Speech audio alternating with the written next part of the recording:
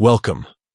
Today's video is all about how to hide trends for you on X, formerly known as Twitter, using the latest web update on your PC. If you've ever opened X and felt distracted or annoyed by the trending topics constantly showing up on your feed, this quick guide will help you turn them off for good.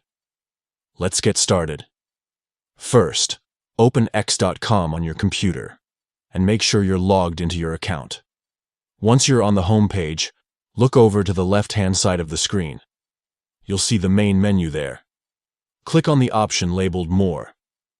This will expand a list of additional settings. Next, from that expanded menu, select Settings and Privacy. This section is where all of your account and privacy controls are found. After you're inside, click on Privacy and Safety. This is the area that manages what you see and share across the platform.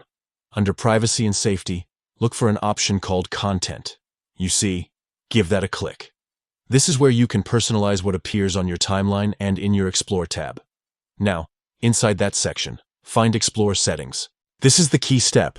Once you're in Explore Settings, you'll notice an option called Trends for You.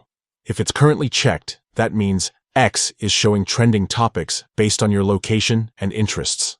To hide those, simply uncheck the box next to Trends for You. That's it.